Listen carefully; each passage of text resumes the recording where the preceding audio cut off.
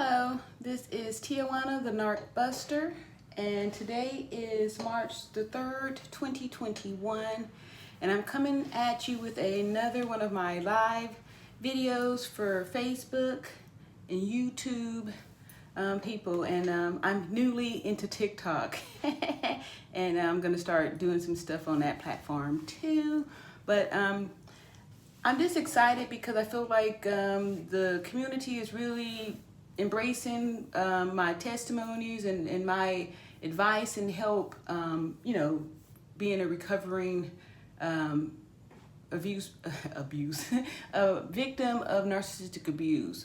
Not only in my personal life, but also in my private life. Sometimes we could have narcissistic parents, siblings, children. They're all over. They're entwined in the world. But today I want to talk about, first of all, let me just tell you that if you're first time here, please go ahead and like and subscribe. My channel is dedicated to mindset and helping millions of people to get free mentally, to be able to live your best life and be your best person. And one of the reasons why I really put a lot of emphasis on victims or survivors of narcissistic abuse is because I believe that the reason why a lot of us aren't able to get our breakthroughs and to be able to live our best lives is because there's a narcissist in our life that is still controlling and manipulating us, and we are unaware. Especially if you're in a situation with a covert narcissist, it's difficult to know that because their abuse is covert, is hidden.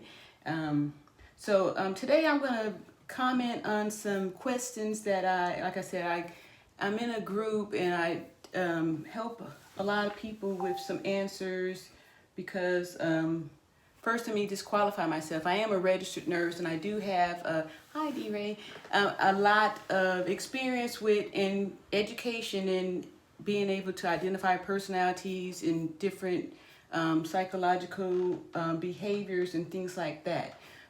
And also my age, with age comes wisdom, and like I said, I am a survivor and have done a lot of research over the last 3 years pertaining to the whole personality disorder, narcissistic personality disorder.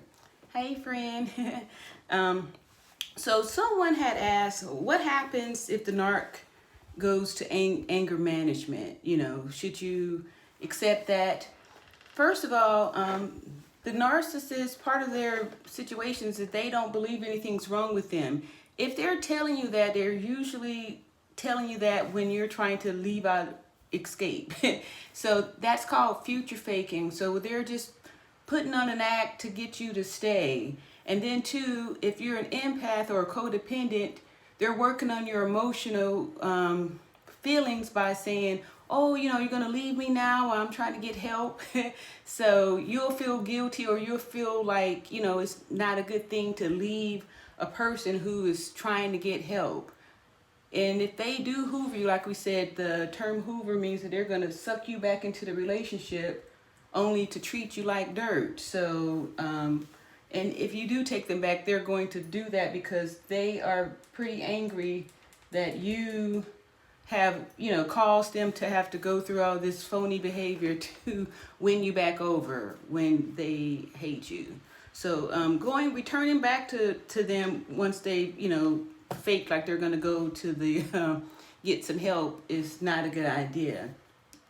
And also someone asked, because a lot of them will threaten suicide too. Like, I'm going to commit suicide to get you to come back. That's very dangerous, and you shouldn't go, if someone's threatening to end a life, they could be, a lot of those narcs, if you watch some of these shows, these murder shows and stuff, they're filled with narcs who have killed the whole family, and then commit suicide after they've killed you too. So it's not safe for you to go over there. If you want to send help or notify, a suicide hotline or something like that, but you should be no contact first, so you shouldn't even be available to receive that kind of call, because that is a person playing on your emotional stability. And if they are feeling that way, you don't know if they're plotting to kill you. So why go there? Don't trust that. That's very dangerous. And it shows how desperate they can be to mentally manipulate somebody by threatening to, commit suicide. That shows that they could be dangerous too, right? And you don't want to put yourself in a situation to be murdered. You only have to die once. So people who talking about taking a life, even if they're saying it's going to be their life, you just never know. Because there's a lot of stories out there about, the narc killed their partner and then killed themselves too, right? So don't fall for that, because these narcs are dangerous.